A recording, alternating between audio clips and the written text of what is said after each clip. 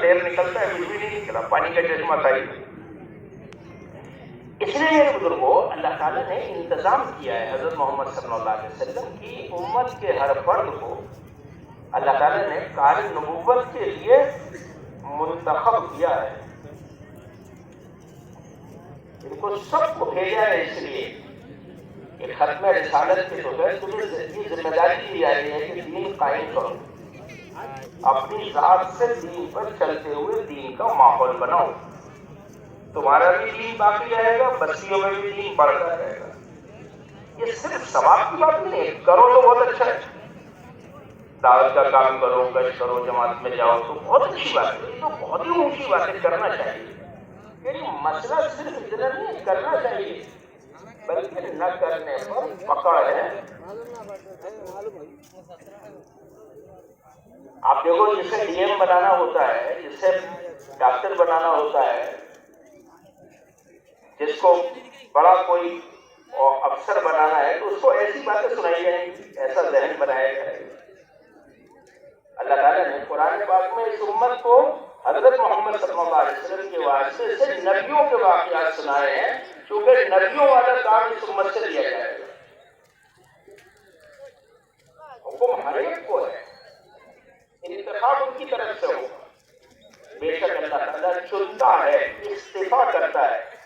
ملائکہ میں سے اور انسانوں میں سے اپنی بات کو پہنچانے کے لیے۔ ابراہیم علیہ السلام سے کہا جا رہا ہے ان کو ہم نے قبول کیا ہے، موسیٰ علیہ السلام سے کہا جا رہا ہے ہم نے تمہیں چھاٹا ہے، کون قبول کرے گا؟ حکم تو سب کو ہے، بڑی خوش نصیبی ہے اس شخص کے لیے، بڑی بشارت ہے اس کے لیے کہ جو خیر کی چابی بنے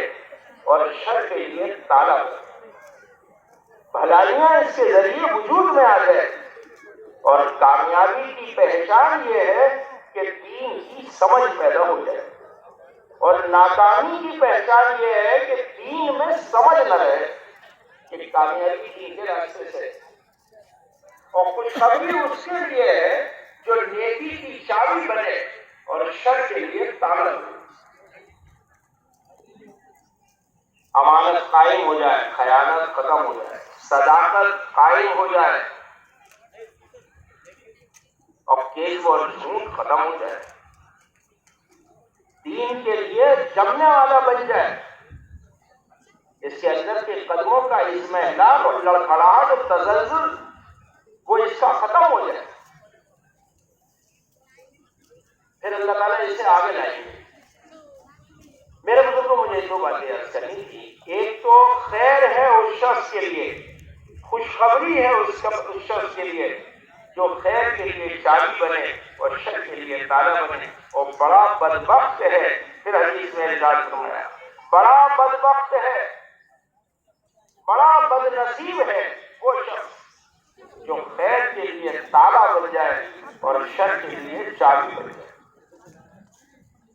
دین کی سمجھ بوجھ آ جائے، دین میں کامیابی ہے، اللہ نے اسے کامیاب کرنے کا ارادہ کر لیا ہے، اور دین میں کامیابی ہے کہ اس کے اندر سے نکل جائے، یہ ناکامی کی راہ پر پڑ جائے۔ جسے حضرت محمد صلی اللہ علیہ وسلم کی ختم رسالت کے دوپہر اور آپ کی ختم نبوت کے دوپہر آپ کو آخری نبی رسول بنانے پر اللہ تعالیٰ نے اس امت کو نبیوں والے کام کی ذمہ داری دی ہے۔ اس لیے ہماری دو نسبتیں ہیں حضور سے، ایک تو ہم آپ کو نبی مانتے ہیں اور ایک آپ کو ہم خاتم النبیین مانتے ہیں، ایک ہم آپ کو رسول مانتے ہیں اور ایک ہم آپ کو خاتم المرسلین مانتے ہیں، کیونکہ آپ کو نبی بنا کر بھیجا ہے اور خاتم النبیین بھی بنا کر بھیجا ہے اور خاتم المرسلین بھی بنا کر بھیجا ہے۔ آپ کے طریقے کو اختیار کرنا عادت میں، عبادت میں اور دعوت میں، یہ آپ کے نبی اور رسول ماننے کی بات ہے، اور آپ کے کام کو لے کر پھرنا یہ خاتم المرسلین کا عمل سے ماننے کی علامت ہے۔ دو نسبتیں ہیں آپ کی، آپ کو نبی بنا کر بھیجا گیا اور آپ کو خاتم النبی بنا کر بھیجا گیا، آپ کو رسول بنا کر بھیجا گیا، آپ کو خاتم المرسلین بنا کر بھیجا گیا۔ ساری دنیا میں حالات آئے ہوئے ہوں گے، لیکن حالات کا حل ہمارے پاس ہے، کسی کے پاس نہیں ہے۔ زلزلہ آنے والا ہے، یہ تو ہے مچھی، بھوکمپ آنے والا ہے، سائیکلون آنے والا ہے، کہیں جنگل میں آگ نہ لگ جائے، لیکن یہ رک جائے، اس کا حل حضرت محمد صلی اللہ علیہ وسلم کے اعمال میں ہے۔ اس لیے بوجھ لینا پڑے گا۔ ہم کیا کہتے ہیں؟ بوجھ نہ ہو ہمارے اوپر۔ اس لیے حدیث شریف میں مومن کی مثال اونٹ سے دی ہے۔ مومن ایسا ہے جیسے اونٹ، صرف تمام جانوروں میں اونٹ ایسا جانور ہے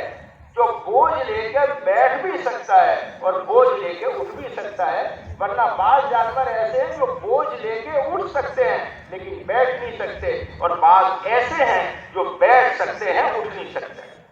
لیکن اونٹ کو اللہ نے ایسا بنایا ہے جو بوجھ لے کے بیٹھ بھی جاتا ہے اور بوجھ لے کے کھڑا بھی ہو جاتا ہے۔ اس لیے مومن کی مثال اونٹ سے دی ہے۔ ایک تو یہ اطاعت پر بہت ہوتا ہے، اگر اونٹ کو چٹان پر بٹھایا جائے اگرچہ وہ اس کے لیے بہت مشکل ہے لیکن وہ اس پر بیٹھ جاتا ہے، اور دوسرے وہ بوجھ کے ساتھ چلنے کا عادی ہوتا ہے، اٹھنے بیٹھنے میں بوجھ برداشت کر لیتا ہے۔ آج میرے بزرگوں، حضرت محمد صلی اللہ علیہ وسلم کے دین کے مٹنے کا بوجھ ہم نے نہیں لیا ہے، ہزاروں بوجھ لے کر چلنا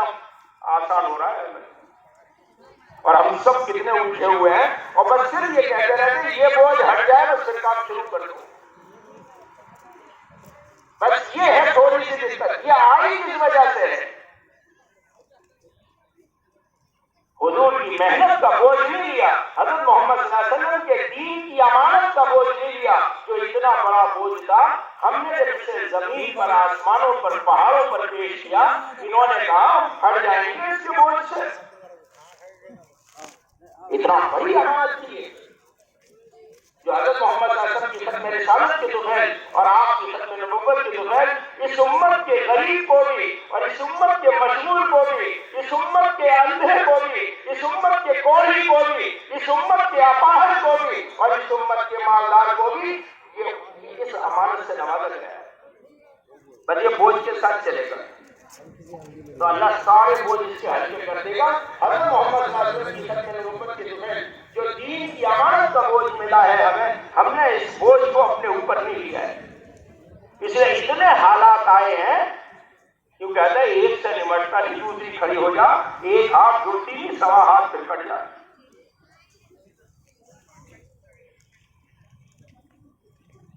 اور اپنی ذات سے لے کے عالم تک کا ہے مسئلہ۔